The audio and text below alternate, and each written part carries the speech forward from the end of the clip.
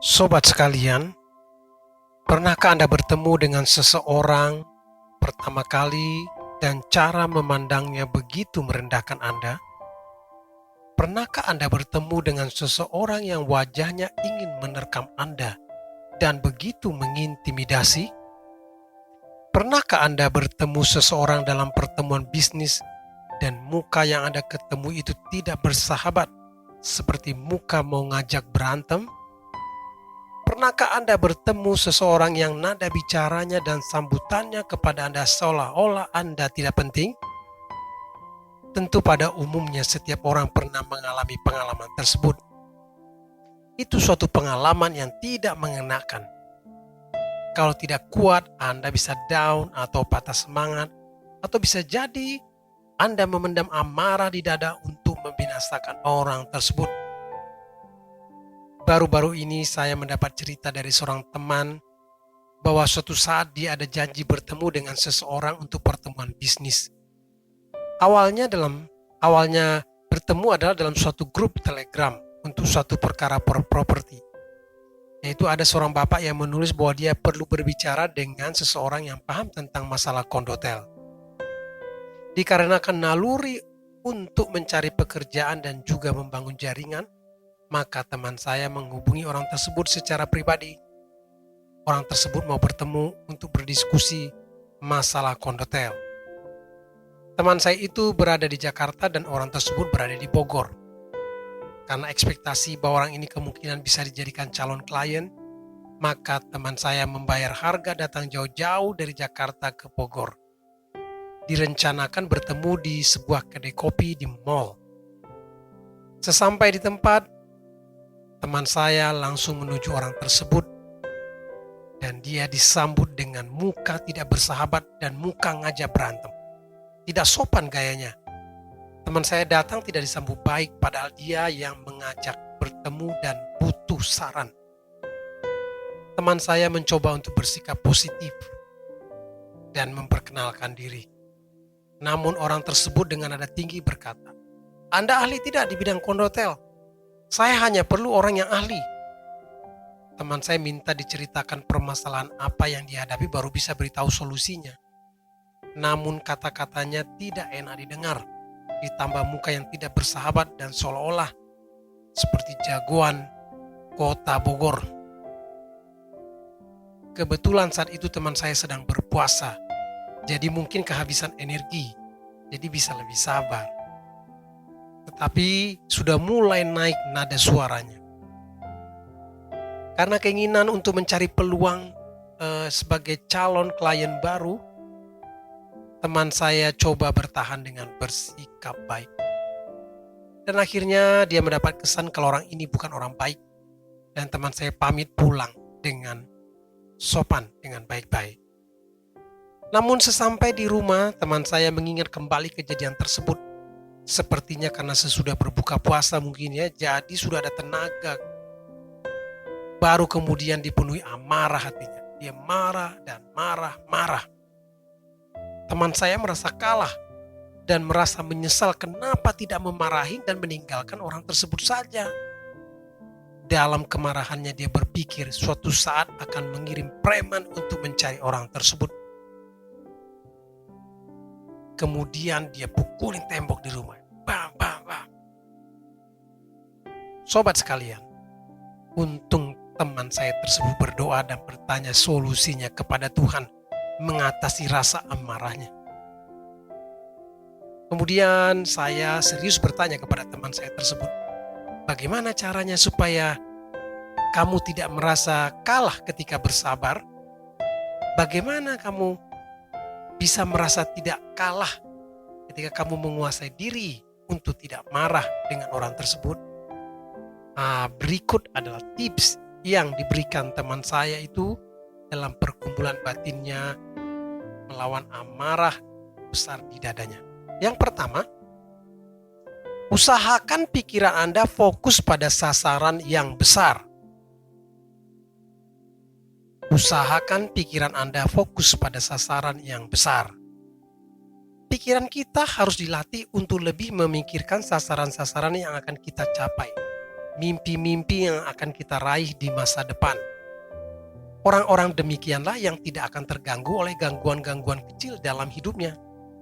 Jika kita memiliki sasaran-sasaran kecil dalam hidup, apalagi tidak punya sasaran atau mimpi yang mau dicapai, maka habislah kita dimakan oleh emosi kita sendiri.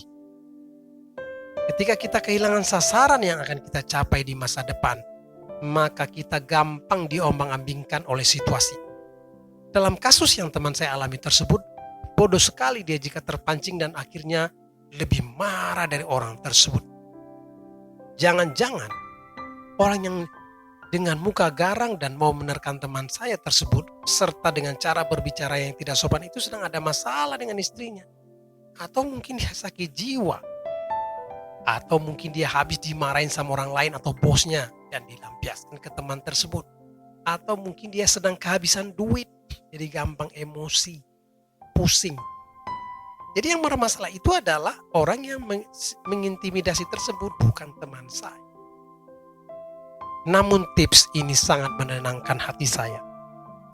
Saya dapat belajar dari tips ini, bahwa saya diingatkan sasaran-sasaran yang ingin saya raih dalam hidup, mimpi-mimpi di masa depan yang akan saya wujudkan, itulah yang paling penting. Saya bukanlah apa diri saya saat ini. Anda bukanlah apa diri Anda saat ini. Tetapi apa yang akan saya capai dan Anda capai nanti, itulah diri Anda. Jadi, saya bukanlah kalah jika harus bersabar atau mengalah atau mencoba menguasai diri. Saya kalah itu jika saya tidak mencapai sasaran-sasaran saya di masa depan. Misalnya, jika Anda seorang marketing, tentu sasaran besar Anda adalah bagaimana menjual lebih banyak lagi dan bukan soal menang berdebat. Jika Anda seorang teman, tetangga mungkin, sasaran terbesar adalah kebahagiaan dan persahabatan dan bukan meributkan hal-hal kecil. Sasaran terbesar dalam perkawinan Anda adalah kebahagiaan, kebersamaan, serta kedamaian dan juga ketenangan. Dan bukan siapa yang menang dalam debat atau siapa yang pintar. Suatu ungkapan yang bagus nih.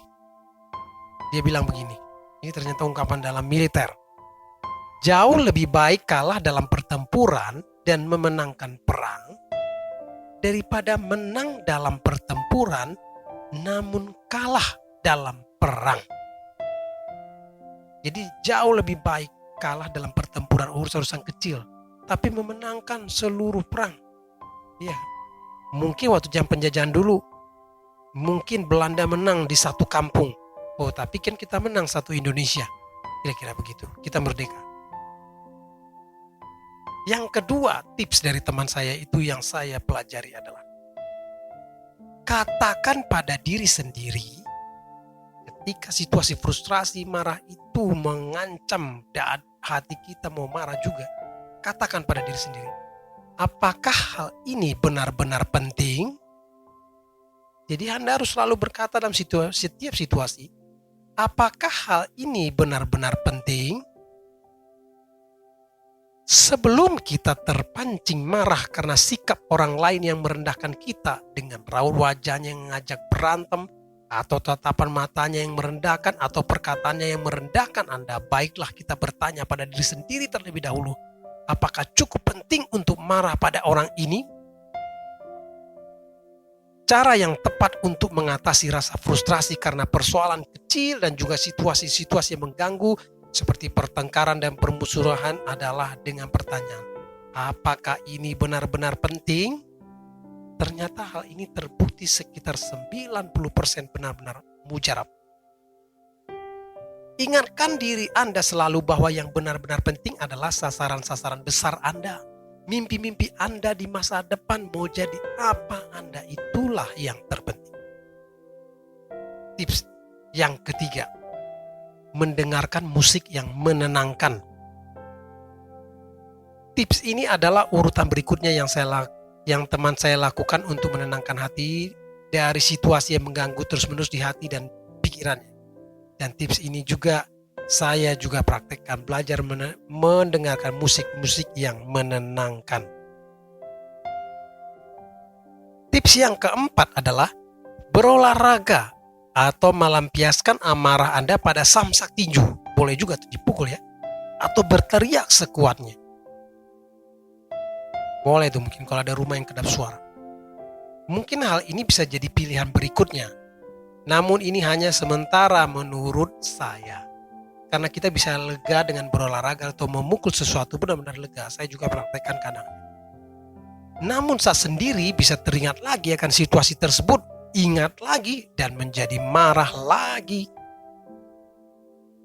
Oleh karena itu sobat sekalian, poin nomor 1 dan 2 di atas, yaitu tadi, dengan memikirkan atau memfokuskan pada sasaran-sasaran besar Anda, serta yang kedua dengan bertanya, apakah ini benar-benar penting?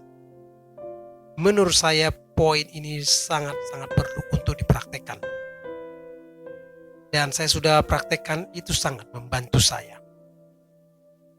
Tentu masih banyak tips lainnya yang mungkin bisa membantu kita, namun saya rasa tips ini sangat membantu saya secara pribadi untuk melewati situasi yang mengganggu dalam hidup saya dan ternyata langsung mujarab.